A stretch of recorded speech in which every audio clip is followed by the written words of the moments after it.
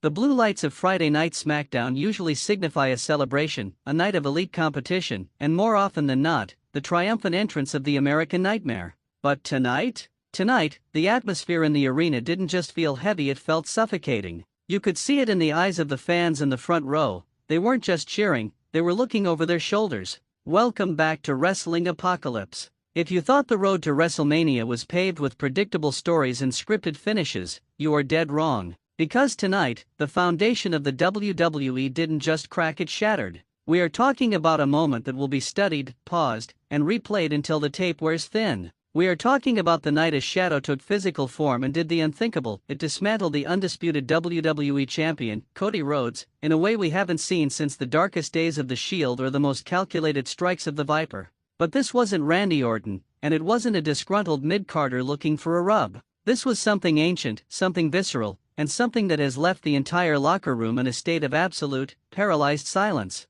Let's set the scene, because you need to understand the stakes to understand the terror. Cody Rhodes makes his way to the ring. The woe echoes throughout the stadium, 15,000 people screaming in unison, the pyrotechnics lighting up the sky. Cody is at the peak of his powers. He's the face of the company, the man who finished the story, the man who carries the weight of a legacy on his back every single night. He gets into that ring, he grabs the microphone, and he does what he does best: he connects. He talks about the grind, he talks about the defenders of the title, and he looks like a man who is untouchable. But then, the air changed. It wasn't a sudden blackout like we're used to with the Wyatt Six or The Undertaker. It was a slow, agonizing fade. The vibrant blue of SmackDown started to bleed into a sickly, bruised purple and then, finally, into a pitch-black void. The fans' camera flashes were the only thing illuminating the ring, like tiny stars in a dying galaxy. And in that silence, you didn't hear a theme song. You heard a sound that made my skin crawl, the sound of rhythmic, heavy breathing picked up by Cody's own microphone,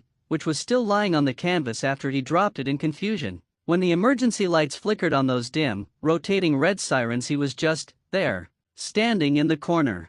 The masked man. He wasn't wearing sequins. He wasn't wearing a traditional wrestling mask. This was a hood pulled low, with a faceplate that looked like cracked porcelain, devoid of any human emotion. No eyes, just dark slits. No mouth, just a jagged line. Cody, ever the warrior, didn't back down. He stepped forward, asking the question we were all thinking, "Who are you?" But the masked man didn't speak. He didn't gesture. He simply tilted his head, a bird of prey watching its meal, and then he exploded. The violence was surgical. This wasn't a shove and a kick. This was a masterclass in human destruction. The masked man caught Cody with a strike so fast the cameras almost missed it, a stiff, palm strike to the throat that took the champion's air away instantly. As Cody doubled over, gasping, the assailant didn't go for a wrestling hold. He began a systematic dismantling of the American Nightmare's left arm, the same arm that has been surgically repaired, the same arm that carried the burden of that pectoral tear.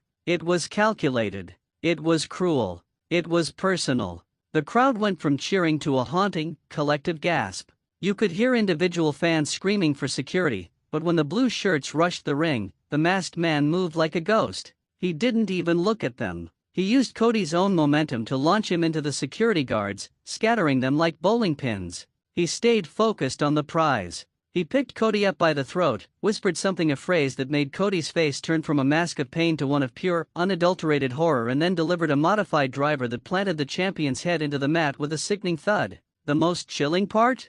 He didn't even look at the undisputed title. The gold was lying right there, inches from his boots. Any other man would have picked it up, held it high, and declared a new era. Not him. He stepped over the belt as if it were trash. He stepped over Cody Rhodes as if he were a ghost. And as the lights cut to black one more time, and the production crew scrambled to regain control, he was gone. Vanished. Now, let's talk about the fallout, because the ripples of this attack are turning into a tidal wave. Backstage at SmackDown was a scene of pure chaos. Our sources are telling us that the locker room is effectively on strike until security can guarantee their safety. We saw footage of Nick Aldis, usually the most composed man in the building, red-faced and screaming into a cell phone. There is no record of this man entering the building. No thermal signatures, no badge swipes, no sightings on the loading dock. It's as if he materialized out of the collective fears of the WWE Universe. And the theories?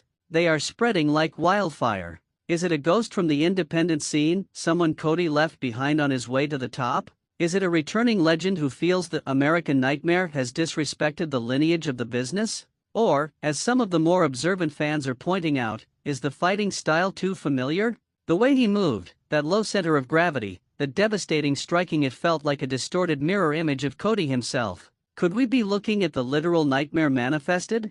Think about the psychological toll this takes. Cody Rhodes has survived Roman Reigns. He has survived Brock Lesnar. He has survived the Judgment Day. But how do you fight someone who doesn't want your title? How do you prepare for an opponent who has no name, no face, and no motive other than your complete and utter destruction? The look on Cody's face as he was being loaded onto the stretcher, that wasn't the look of a man who was hurt. It was the look of a man who had seen a ghost. This is the storytelling we crave. This is the apocalypse we talk about every week. The stakes have been raised to a level where the championship almost feels secondary to survival. If Cody Rhodes can be taken out this easily, who is safe? Is Kevin Owens safe? Is Randy Orton safe?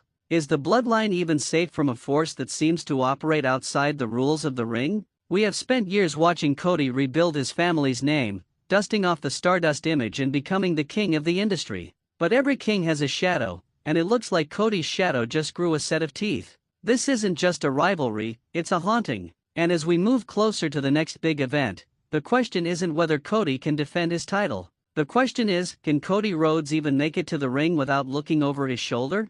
We're going to stay on this story 24/7. We've got analysts looking at the frame-by-frame footage of that mask, trying to find a crack, a hair, a clue to who is underneath. We're reaching out to our contacts in Japan, in Europe, and in the underground circuits to see if this masked man has left a trail of broken bodies anywhere else. This is a turning point for SmackDown, and quite frankly, for the entire professional wrestling world. You saw the fear. You heard the silence. Now, I want to hear from you. The wrestling apocalypse community is the smartest in the world. Look at the footage again. Look at the way he stood over Cody. Who is that? Is it a name we know, or is it a debut that will change the face of the WWE forever? Tell me your wildest theories in the comments, because tonight, the wildest theory might just be the truth. If you're as shaken up as we are by these events, make sure you hit that like button. It helps us keep the lights on while we dig into these shadows. Smash that subscribe button and ring the bell, because you do not want to miss our emergency deep dive coming later this week.